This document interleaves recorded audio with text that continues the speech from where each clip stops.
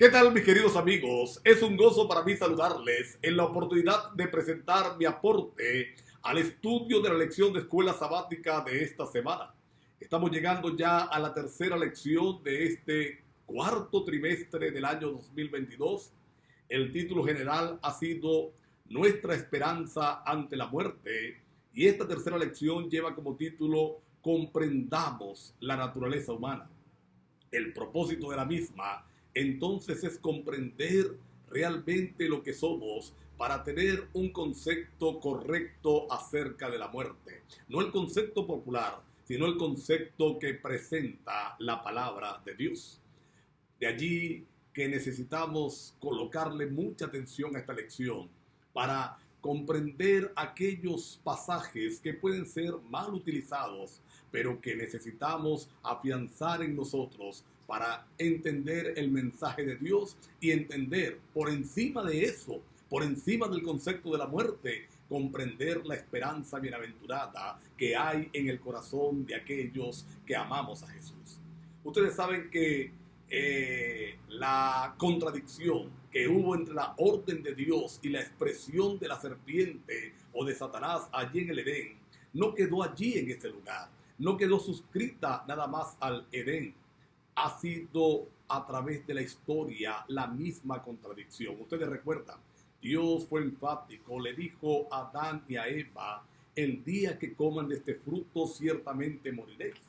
Y cuando Eva le expresa eso a la serpiente, entonces el diablo contradice la palabra de Dios. Dice: no moriréis. Y a Eva, tristemente, le pareció más simpática la expresión del diablo, le pareció más atractiva, le pareció mejor que la expresión de Dios. Y saben que desde entonces el enemigo ha usado la misma estrategia y ha funcionado de la misma manera.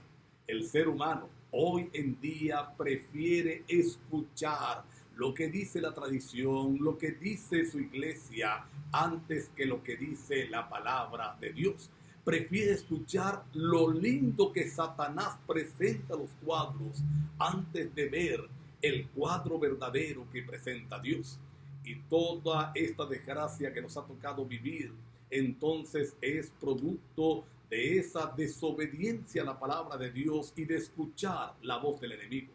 De hecho, algunos han sido más osados todavía y entonces han pretendido, han querido armonizar ambas expresiones, la expresión de Dios y la expresión de Satanás a través de la serpiente, indicando que ambos tienen razón. Dios dijo: van a morir, y hablaba de la muerte física, es decir, del cuerpo, y cuando Satanás dijo no van a morir, entonces se refería a la parte espiritual, que el alma o el espíritu seguía por allí vivo, había vida después de la muerte. Pero nada más absurdo. Imagínense, armonizar la palabra de Dios con la palabra del enemigo. Armonizar las órdenes de Dios con las órdenes o las expresiones del enemigo. Sin duda alguna, algo totalmente fuera de lugar, imposible de entender, imposible de aceptar. Lo que sí nosotros tenemos que admitir de entrada a esta lección es que la palabra de Dios es veraz. La palabra de Dios es la palabra correcta. Y haríamos bien que, aunque parezca ilógica, como vimos la semana pasada, aunque no la entendamos a perfección, oír la palabra de Dios será lo mejor para cada uno de nosotros. La primera sección de esta semana lleva como título Un ser viviente. Y vamos a encontrar por lo menos dos grandes diferencias entre la creación de los animales el quinto y el sexto día a primera hora y la creación de nuestros primeros padres, de Adán y de Eva. Los animales, los seres vivos de la creación, fueron hechos al mandato de la voz de Dios. Dice la palabra de Dios que Dios habló y existió. Así que simplemente lo que Dios hizo fue hablar, ordenar que aparecieran en el quinto día las aves en los cielos, los animales acuáticos allí en la tierra, y en el día sexto entonces todos los animales terrestres aparecieron a la orden de Dios. Pero cuando va a ser al ser humano, dos cosas diferentes hacemos, por lo menos dos. Yo agregaría una tercera, pero para efecto de esta lección, dos. La primera, Dios no habla. Dios hace, Dios obra, Dios utiliza sus preciosas manos para modelar aquel muñeco, le dio forma al hombre, es decir, creó una entidad física, lo hizo a imagen y semejanza de él, y entonces va a soplar en su nariz el aliento de vida. Y dice la palabra de Dios, que cuando sopla en aquel muñeco de barro que ha sido formado por las manos de Dios, cuando Él sopla su aliento de vida en él, entonces el hombre llegó a ser un ser viviente o un alma viviente. Porque la expresión hebrea que aparece allí, nefesh, es una expresión que se refiere a alma viviente. El hombre, entiéndelo, el alma es la vida. Es decir, no tenemos un alma separada. Tú y yo somos un alma mientras tengamos vida, mientras estemos respirando. Así que Dios sopla en la nariz aliento de vida y llegamos a ser un alma. El alma es entonces la unión de lo físico con el aliento de vida que Dios sopló en la nariz. No hay tal cosa como una división, no hay tal cosa como que un alma que anda por un lado, un espíritu que anda por otro y un ente físico que anda por otro lugar. Somos un alma en la medida que tenemos vida, porque alma o ser viviente es lo mismo. La segunda sección de esta semana, entonces, complementando la idea anterior, va a utilizar la expresión que aparece en Ezequiel capítulo 18, verso 20. El alma que pecare, esa morirá. Ya hemos visto la sección pasada. ¿Qué es el alma? Entonces el alma es la vida, es el ser viviente, es la unión del ente físico creado por Dios más el aliento de vida que Dios sopla en la nariz. Y ahora el Señor establece, el Señor dice que el alma que peque va a morir. La vida humana es frágil, es transitoria, porque nada de lo que está infectado por el pecado puede ser eterno. Nada puede durar para siempre. Lo que está infectado por el pecado tiene un fin. Y gloria a Dios porque el pecado como tal tendrá un fin para abrir un mundo perfecto como Dios siempre lo ha soñado para sus hijos. Pero por lo menos dos conceptos vamos a manejar en esta sección. La primera es, todos mueren. Igual los animales, igual los seres humanos. Todos perecen. A todos les llega su fin. Lo segundo es que la muerte implica entonces el cese de la existencia como alma viviente. Ya lo hemos visto. Alma, y lo vamos a mirar un poquito más adelante, el concepto de muerte. Entonces el alma viviente llega a ser el muñeco, la entidad física, más el aliento de vida que Dios ha soplado. Entonces, aquí en esta expresión, el alma que pecar esa morirá. Dos cosas, todos hemos pecado, todos somos pecadores, por lo cual todos vamos a morir y no hay tal cosa como inmortalidad, porque Dios es claro, el alma que es la vida que pecare y todos hemos pecado, vamos a morir. Pero ¿cuál es la esperanza entonces? Y aquí es donde entra lo hermoso del Señor, la promesa bíblica de la resurrección, que la vamos a estar mirando con mayores detalles más adelante, pero que ahorita haríamos bien en abrazarnos de ella, en esperanzarnos en ella, en sentir la seguridad de que hay victoria en el Señor, que esta vida es mortal, que el alma es mortal, pero que cuando Cristo venga, entonces pondrá fin al imperio de la muerte. Una tercera sección en esta semana, que quizás es uno de los versículos más controversiales en este tema, es uno de los versículos que quizás utilizan con mayor énfasis para hablar de la vida después de la muerte, Esta tercera sección se titula El Espíritu vuelve a Dios. De hecho, el versículo completo dice: el Espíritu vuelve a Dios que lo dio. Ya hemos establecido, el ser humano es un alma. Cuando muere, el alma deja de existir. Ahora, ¿qué es lo que el sabio Salomón intenta decirnos? ¿Qué es exactamente lo que el sabio Salomón habla al expresar el Espíritu vuelve a Dios que lo dio?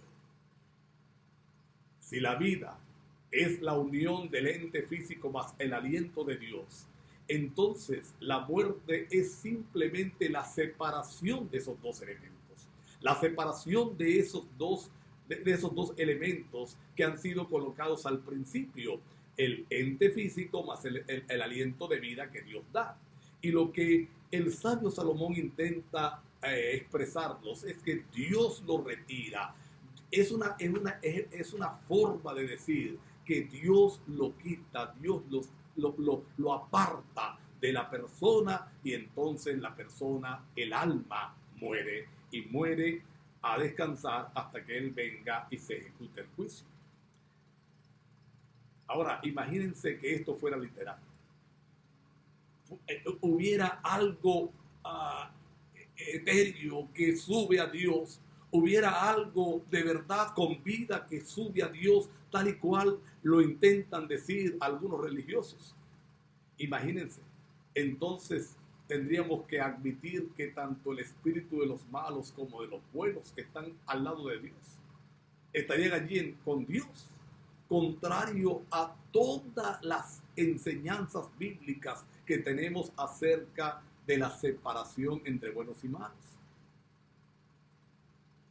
Así que vamos a mirar que lo que Salomón está diciendo, a entender que lo que Salomón está expresando es esa separación, ese retiro del aliento de vida al alma para que ésta deje de ser un alma, para que perezca, porque el alma que pecare, lo hemos visto en la anterior, va a morir.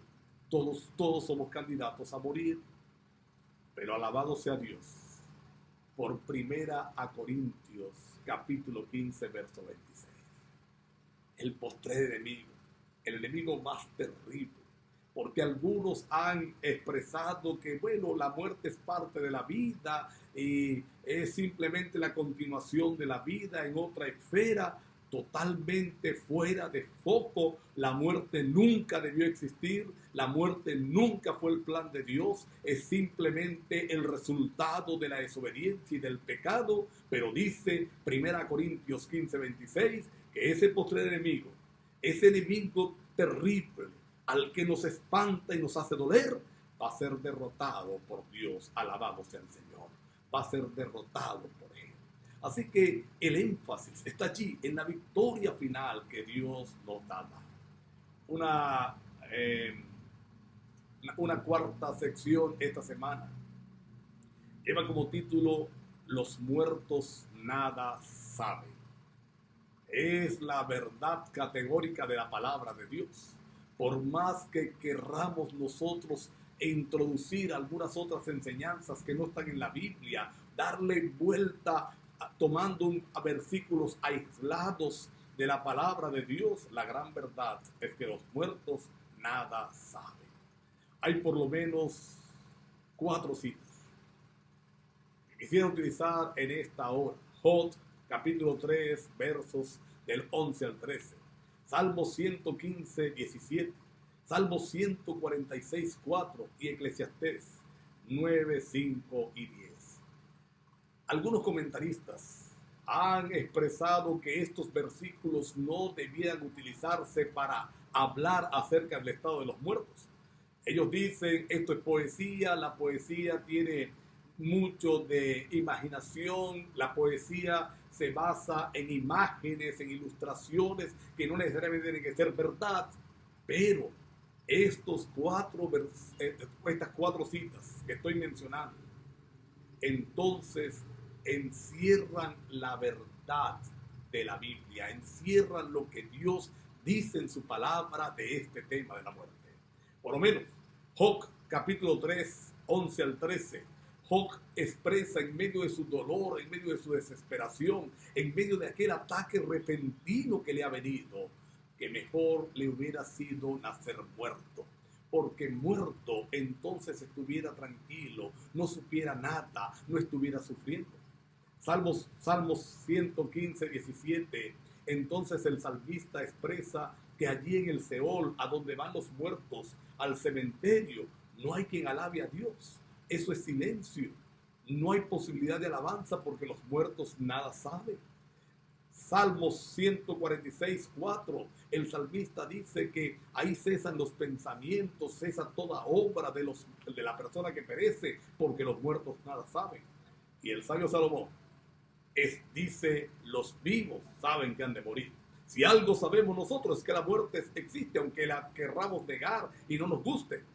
Pero los muertos expresa en forma categórica, nada saben, absolutamente nada saben.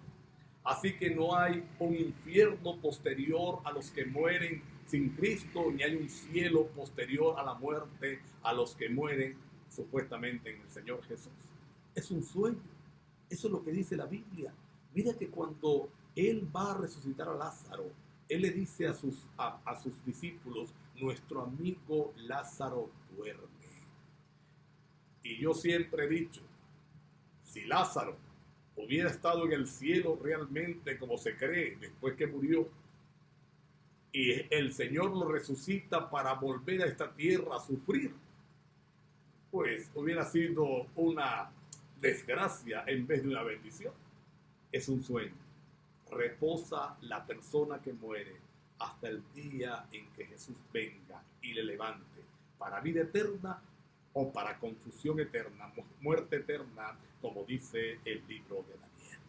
Así que en estas cuatro citas vamos a encontrar nosotros el concepto claro de lo que es la muerte a la luz de la palabra de Dios. Y la última sección de esta semana, quizás también otra cita que mal utilizada, mal interpretada, fuera de contexto, puede indicarnos que cuando morimos vamos a un lugar familiar, es descansar con los antepasados. En el Antiguo Testamento vamos a encontrar distintas formas de expresar la idea de la muerte y la sepultura. Una de esas ideas que encontramos en el Antiguo Testamento es la que se reúne con su pueblo, se reúne con sus antepasados, fue reunido a su pueblo, fue reunido a sus padres. Esas expresiones usa la Biblia, sobre todo en la muerte de los reyes. Pero no olvides que hubo reyes buenos, hubo reyes malos, hubo reyes que hicieron la voluntad de Dios, hubo reyes que hicieron todo lo contrario a lo que Dios había expresado. Así que la lógica humana nos dice que no podían ir al mismo lugar si es que existe un lugar que van los muertos. Lo que aquí está intentando decirnos, porque la palabra de Dios nos presenta, las dos aplicaciones que pudiéramos sacar de aquí, es que necesitamos descansar. Llega un momento en que Dios sabe que necesitamos descansar. La muerte entonces se convierte en una bendición. Porque imagínate a alguien con un dolor, una enfermedad horrible viviendo por siempre. Y lo segundo es que no somos ni los primeros ni los últimos. Habrá siempre muerte en este mundo maldito mientras Cristo no regrese, mientras Cristo no venga. Imagínate lo que dije hace ratito. Si realmente tuvieran conciencia los muertos, imagínate a ellos que van y ven a su familia sufriendo aquí, que quedan con el dolor, que algunos quedan desamparados porque se va el que sostiene, el que sustenta. No, definitivamente no es de Dios estos conceptos. Definitivamente no son de Dios estos conceptos. Estos conceptos son totalmente del diablo. La Biblia es clara. Los muertos nada saben, descansan, es un sueño, están en el reposo del sueño hasta que Cristo venga por segunda vez y coloque fin al imperio de la muerte. Así que yo quisiera concluir en esta oportunidad. quisiera concluir con la invitación a creer en la promesa que Dios ha hecho, a creerle al Señor, a aferrarnos a ella. Si hoy enfrentamos el dolor de la muerte, si hoy estamos tristes por el dolor de la muerte, Cristo la ha vencido y la vencerá al final para darnos vida eterna con Él. Ahí sí habrá eternidad. Prepárate para estar en ese lugar. Dios te bendiga.